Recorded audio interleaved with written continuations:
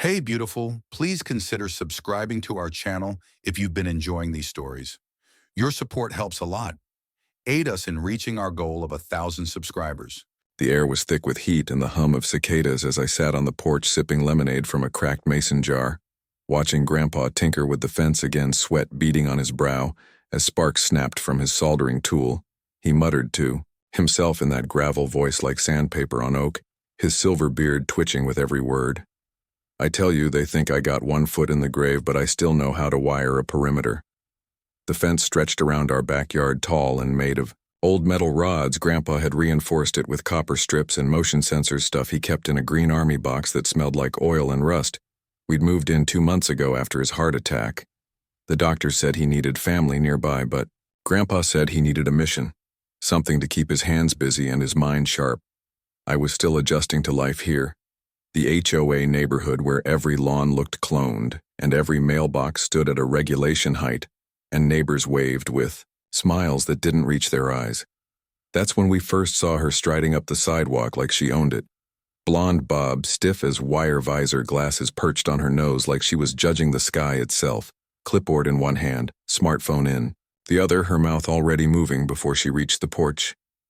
You can't modify your fencing without an HOA-approved permit, and even then only under strict guidelines per Article 12, Subsection 3 of the Residential Uniformity Code. Grandpa didn't look up. He just touched the wire with his gloved hand, then gave it a nod. This fence is legal and grounded properly per city code, and besides, it's not your concern unless you plan on scaling it. She gasped, like he'd slapped her hand, away from a cookie jar. I am the acting president of the HOA, and I am absolutely making it my concern. This structure is a threat to neighborhood harmony and child safety.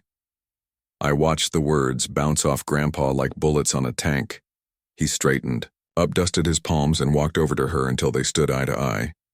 You come onto my property again without cause or invitation, and I'll consider that trespassing. This ain't some playground, this is my home, and I built that fence to keep thieves and busybodies out. She blinked hard like she couldn't believe anyone had spoken back. You people think the rules don't apply to you. Well, I'll see about that. With a huff, she tore a neon orange slip from her clipboard, slapped it against our front door, and spun on her heel. The paper flapped in the wind, bright as a warning flare. Grandpa didn't say anything, he just watched her go, then looked at the wire one more time and muttered, "She just picked the wrong yard." That night at dinner, he was quieter than usual. Even as the radio played big band tunes from a dusty speaker, he barely touched his food. I asked him if he was worried. He shook his head slowly, then looked out the window at the fence glowing in the porch light like a sentinel. That woman's a bureaucrat with no chain of command, just power-hungry and full of wind, but wind knocks over light things, not anchors. The next morning, the Facebook neighborhood group exploded. The post was hers, of course, calling us dangerous, uncooperative, claiming our fence was an aggressive installation meant to provoke fear. She even called Grandpa unstable and paranoid. Neighbors started whispering when we walked by. Some didn't wave anymore. Some just stared at us like we'd brought rabies into a kennel. We tried explaining, but no one wanted to hear it. They only saw the orange slip and the angry post and the woman with the clipboard. Then came the chalk incident. My little sister Emma, just 7, had drawn sunflowers and smiling cats on the driveway with her new chalk set pinks and purples bright and bubbly. Karen showed up out of nowhere, voice sharp as a blade, telling her that defacing property was a violation and that vandalism wouldn't be tolerated. She even snapped a photo of the drawing like it was evidence at a crime scene. Emma ran inside crying. I found Grandpa out back sanding a board with more intensity than usual. He didn't look up, just said, "I've seen tanks roll through mud quieter than that woman walks through grass." Later that week, she started circling the property, taking pictures, pacing by the fence like a cat waiting for a mouse to show its head. That's when I knew this wasn't just about rules. It was about control, and we weren't playing her game the way she liked. One afternoon, she actually opened our gate and stepped into the backyard, phone held high, recording everything, like she was catching a fugitive. Grandpa had just finished checking the voltage on the southern post when he spotted her. "You lost or just stupid?" he asked, his voice like thunder. "I have every right to inspect unauthorized modifications. This is community oversight," she snapped. Still filming.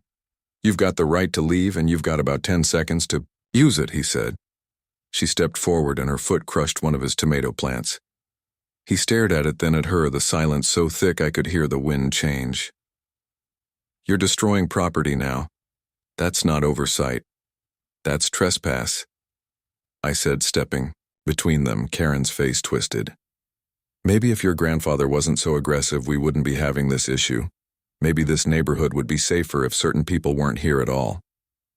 That's when Grandpa clutched his chest, just for a second, enough to scare the breath out of me. I helped him to the porch, sat him down, heart pounding. Karen didn't flinch, just turned away, muttering about stress and legal options. When the police came, she played innocent, said she was responding to a safety concern, and left with a smug smile and no charges. That night, Grandpa sat outside in the dark, watching the fence like it might move. He didn't say a word for a long time. Then finally, some people learn from words, others from experience. Guess we'll find out which kind she is. The moonlight glinted off the copper like it was already waiting. The days that followed felt like walking on glass. Each step measured, each glance from a neighbor weighted with suspicion. Karen's post had painted us as anarchists, defying order, endangering children, and destroying the community fabric one wire at a time. Grandpa spent more time outside, tightening bolts, checking voltage, rethreading copper like he was preparing for war. But he never raised his voice, never called her out, just worked with a quiet resolve that carried more force than shouting. Ever could I watched from my window one afternoon as Karen strolled by again, this time flanked by two men in golf polos, one holding a clipboard, the other recording with his phone like a documentary crew filming wildlife. They didn't stop to greet, just pointed at the fence, nodded and whispered behind their hands. That night, Grandpa set out 2 more cameras, one by the tool shed, one angled at the gate. His hands moved like clockwork, even though the tremor in his left thumb had gotten worse since his heart episode. You expecting visitors? I asked from the porch. He didn't look up. Let's just say I like having the truth on tape when lies start breeding like rabbits. The next morning, the citation was doubled, a second orange slip flapping beside the first, like flags before a storm. Emma asked if we were in trouble, if we had to move again. I told her no. But even I wasn't sure. Karen had begun patrolling daily, circling like a hawk, tapping her phone every time she saw Grandpa outside. Then came the morning she crossed the line. I was inside making toast when I heard Grandpa's voice, not angry, just loud. Back up and get out. I ran outside and saw Karen inside the backyard again, pointing her phone at Grandpa's tool chest, narrating, like a reporter, "This is clearly an unapproved electrical installation, potentially lethal and built without inspection. This is criminal negligence, and I'm documenting it for the HOA safety committee." Grandpa stood his ground. "You were told to stay off this property. You ignored posted signs and entered anyway. What you're doing is harassment, and it stops now." She smirked. "You think I'm afraid of your scarecrow wires? This whole setup's a joke. The real crime is pretending you know what you're doing, old man." He didn't respond, just turned and walked away, leaving her standing there victorious for a moment, before she turned and left, like she'd planted a flag in conquered soil. That night, Grandpa didn't eat again. He sat at the table, staring at the orange slips, fingers tapping rhythmically against the wood. Then he looked up at me, eyes clear and calm. If she wants to test boundaries, she'll find them with her own hands. He took out an old blueprint from a dusty drawer marked with pencil notations and wire routes. I leaned over it, recognizing the layout of our fence with annotations for grounding relays, surge capacitors, and something marked active deterrent. "You're electrifying it?" I asked, my voice low. He nodded. "It'll be within legal current parameters, just enough to teach without causing damage. Signs will be posted. Footage will be recorded, everything by the book." "What if she sues?" I asked. He gave a dry chuckle. "She'd have to prove she didn't ignore 3 warnings, break the law, and commit trespass again. Besides, lawsuits only work when you have credibility. And after what I'm about to do, she'll be lucky if people let her organize a bake sale." The next few days were methodical, like clockwork engineering with purpose. Grandpa installed insulated conduits hidden under the soil, then ran wire through hollow metal posts. The fence didn't look different, but something about it felt different. He placed 5 new warning signs. Around the perimeter, bold red letters stating private property. Electrified fence trespassers will be prosecuted. He mounted a large camera on the back gutter pointed directly at the fence line with a motion alert system linked to his phone.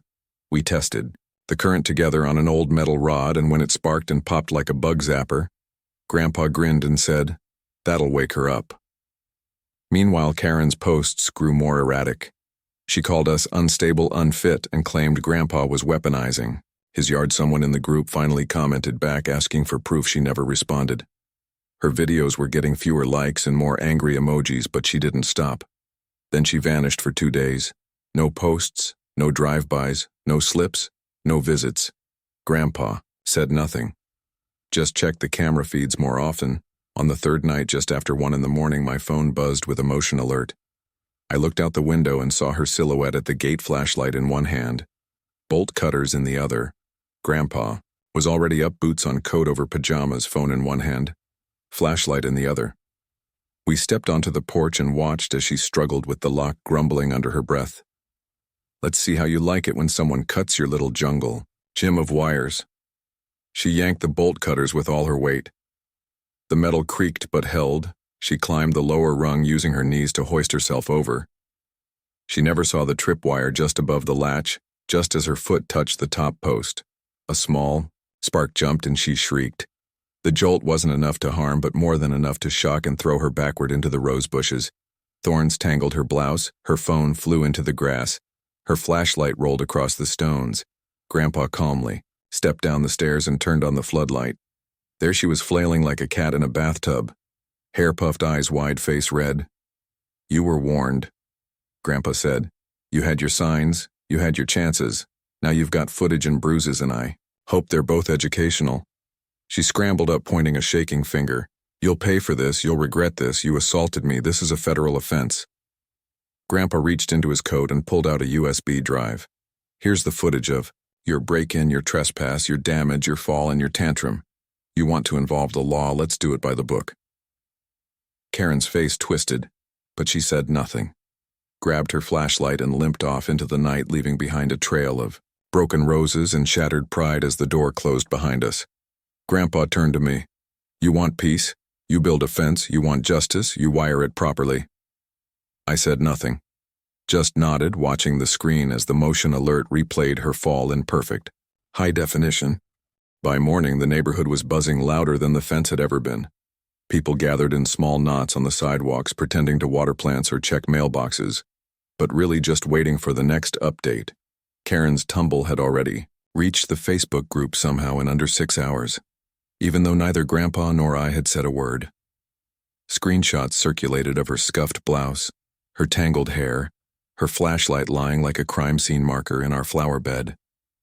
Most of the comments weren't sympathetic. One said maybe if she read the signs she wouldn't need an ambulance. Another joked that the roses had more patience than the HOA board. Karen hadn't posted since the incident, and her silence spoke louder than any rant. That didn't stop the fallout. Around noon, a white SUV pulled up in front of our house, and out stepped Officer Daniels, tall and stone-faced, clipboard in hand, badge gleaming in the sun. He gave a polite nod and stepped onto the porch. "Got a call from..." One Karen Beckford claims there was an unlawful security measure that caused bodily harm, trespassing dispute, all that jazz. Grandpa opened the door like he'd been expecting him. "You want coffee or just the footage?" Officer Daniels cracked a smile. "I'll take both if it's hot." We sat him at the kitchen table, poured black coffee from a pot older than me, and handed over the USB drive. He watched in silence the whole 3 minutes from Karen cutting the gate to the precise moment she screamed and landed in the rosebush. He watched it twice, then handed the drive back. Clear signage visible from multiple angles, time-stamped footage, no excessive voltage. I'd say this was about as open and shut as a garden shed. Grandpa just sipped his cup like it was any other Tuesday. Officer Daniels scratched his chin. "You know, she tried to file for assault, said it was a trap. Said she was lured onto the property like it was one of those prank shows." I raised an eyebrow. Did she really think breaking in would somehow make her the victim? He shrugged. "Some people think the rules bend for them the way grass bends under a heel until it doesn't." After he left, we thought it might finally be over, that maybe the shock had humbled her, that maybe we could all move on. We were wrong. Karen reappeared the following Friday at the HOA quarterly meeting held at the clubhouse where they served lukewarm cider and cookies too dry to swallow without regret. This time she had papers in hand and a new plan, called for an emergency vote to censure our household, claiming we had violated the spirit of the community agreement, even if not the letter. She waved printed stills from the video, pausing to point at each frame like it was courtroom evidence. This is not about legality, it's about intent. This man built a weaponized fence and traumatized a board member. This is aggression under the guise of security. Gasps followed, but so did murmurs and more than a few eye rolls. Mr. Franklin, the treasurer, cleared his throat. "You mean you trespassed, ignored warnings, and got startled by your own arrogance?" Karen snapped toward him. But the damage was already done. Mrs. Rivera, chair of the gardening committee, chimed in. "My son plays near that yard every weekend, and he never had a problem because he knows how to read signs."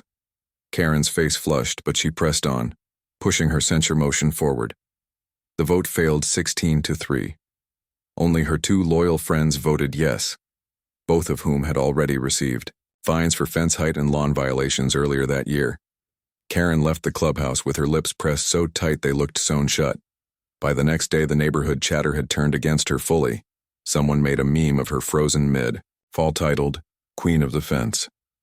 Another posted a side-by-side comparison of her HOA warning slip and a Monopoly go-to-jail card.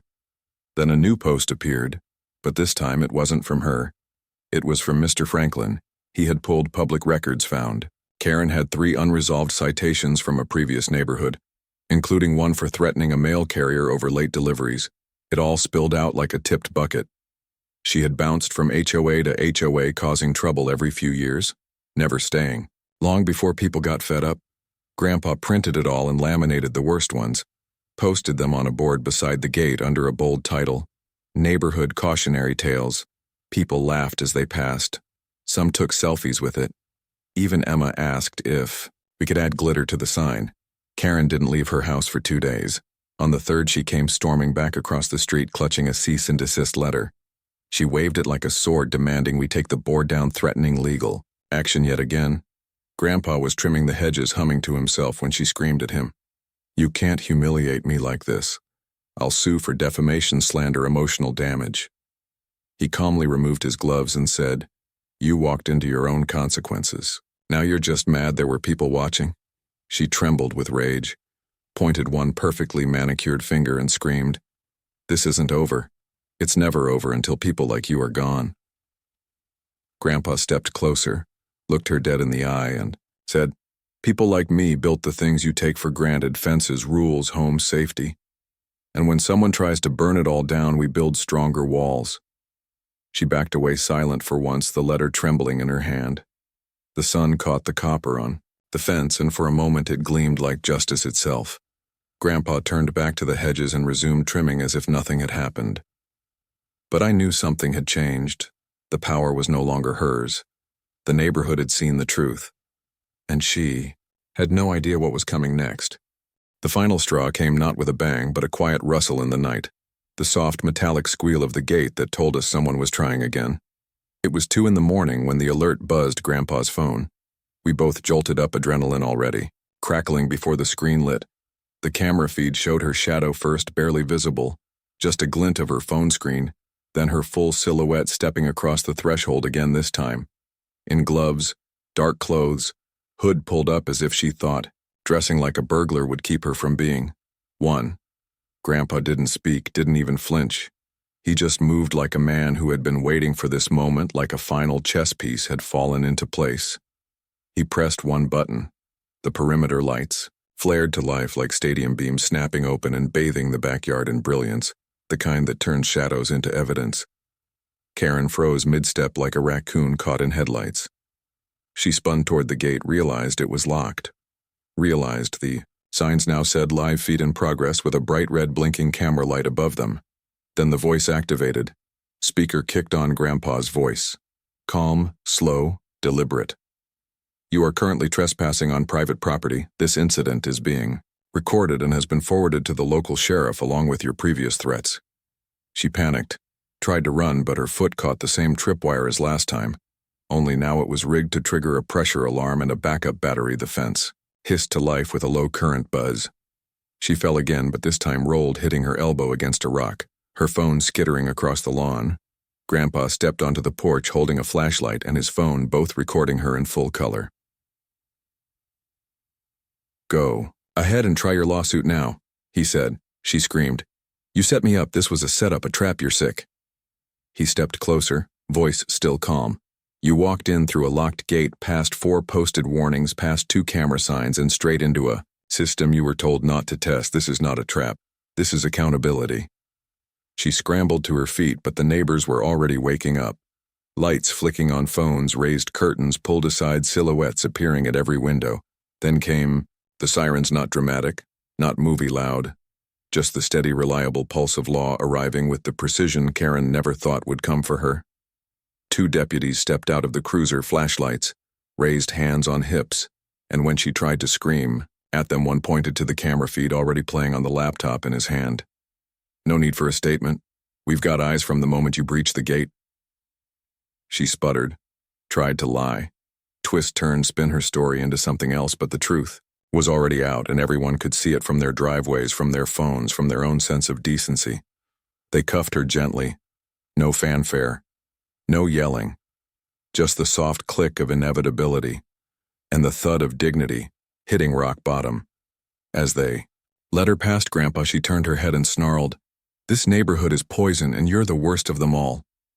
He didn't blink, just looked her in the eye and said, "Then it's a good thing you're being removed like any other toxin." The cruiser door slammed, and the silence that followed was heavier than anything that came before. By sunrise, the video had gone viral, at least viral by neighborhood standards, posted by Mr. Franklin with the caption, "Play stupid games, win electric prizes." The comments flooded in. One from a nearby town even asked if Grandpa offered consulting services for HOA defense. But what mattered most wasn't the buzz. It was the stillness that settled afterward.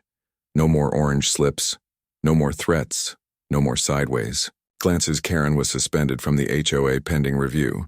Her fines tripled, her credibility vanished like mist in morning heat. Grandpa sat on the porch, sipping his usual coffee, same mug, same boots, same unbothered stare into the horizon.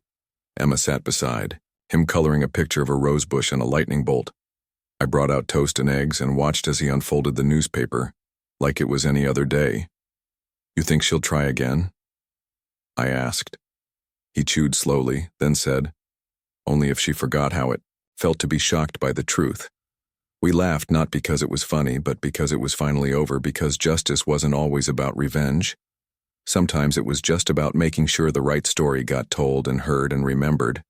Later that afternoon, a group of neighbors stopped by. One brought cookies, another handed Grandpa a thank you card. Inside it read, "For standing your ground without starting a war." The fence stayed up, the cameras stayed on, and peace settled over the street like a warm blanket.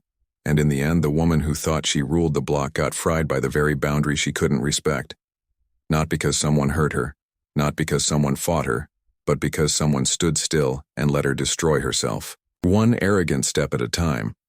That night, Grandpa stood in the yard staring at the fence lights blinking softly in the dusk.